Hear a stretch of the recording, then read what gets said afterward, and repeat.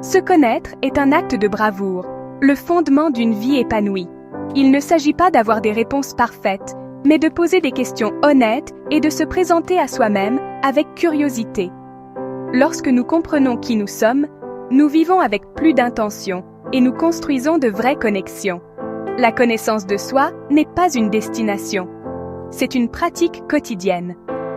Le monde nous dit de chercher la validation à l'extérieur, mais la véritable appartenance commence par l'acceptation de soi.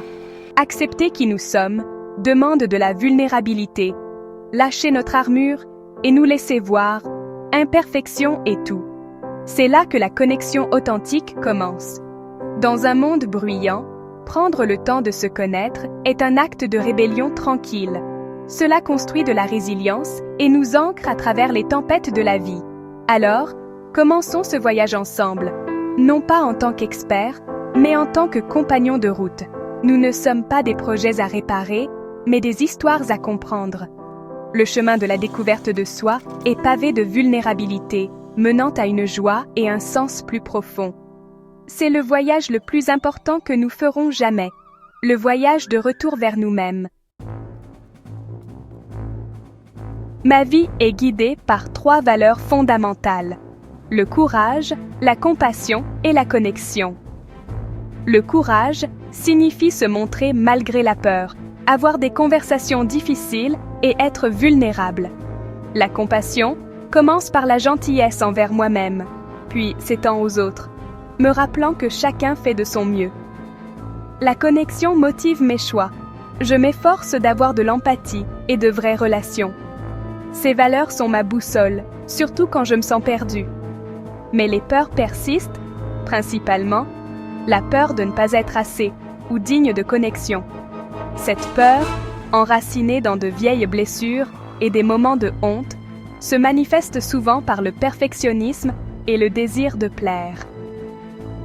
Guérir signifie pratiquer l'autocompassion, reconnaître que ma valeur n'est pas négociable et me pardonner quotidiennement. Je ne suis pas complètement guérie, mais j'apprends à assumer mon histoire. Le voyage consiste à passer de la course à la valeur, à l'acceptation de celle-ci. Mes valeurs m'aident à naviguer dans l'incertitude et me rappellent qui je veux être. J'apprends à laisser tomber les vieilles histoires et à écrire une fin plus courageuse. C'est le travail de devenir entière. Le stress se manifeste d'abord dans mon corps. Épaules tendues, respiration superficielle, l'envie de me retirer. Mon critique intérieur devient bruyant et je m'engourdis avec des distractions. Reconnaître ces signes est la première étape du changement. M'appuyant sur mes valeurs, je cherche du soutien au lieu de m'isoler. L'autocompassion m'aide à me traiter avec gentillesse, même les jours difficiles. Des pratiques simples, respiration profonde, une promenade dans la nature, m'aident à me ressourcer. Le but n'est pas d'éliminer le stress, mais de construire de la résilience et de rester fidèle à moi-même. Mon objectif est d'aider les autres à savoir qu'ils sont dignes d'amour et d'appartenance. La vulnérabilité n'est pas une faiblesse, c'est du courage. Vivre authentiquement signifie partager mes luttes et créer des espaces sûrs pour les autres. Même quand la peur me tente de me cacher, mon engagement envers mon but me rappelle à l'ordre. La vie n'est pas parfaite, mais vivre avec un sens rend chaque jour utile. Je sais que je fais partie de quelque chose de plus grand que moi.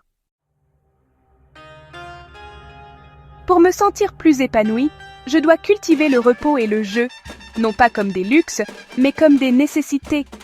Cela signifie planifier des temps d'arrêt et me donner la permission d'être improductive. Des limites plus fortes aident à protéger mon énergie et me permettent de me montrer pleinement pour ce qui compte. Les limites sont des actes de respect de soi, pas des murs. J'approfondis ma pratique de l'autocompassion, surtout les jours difficiles. L'autocompassion est l'antidote à la honte et le fondement de la résilience. Le voyage ne concerne pas la perfection, mais l'adoption du processus. Il s'agit de vivre selon mes valeurs et de me connecter authentiquement avec les autres. Le chemin à suivre est un chemin de courage, de compassion et de connexion. C'est un voyage qui en vaut la peine.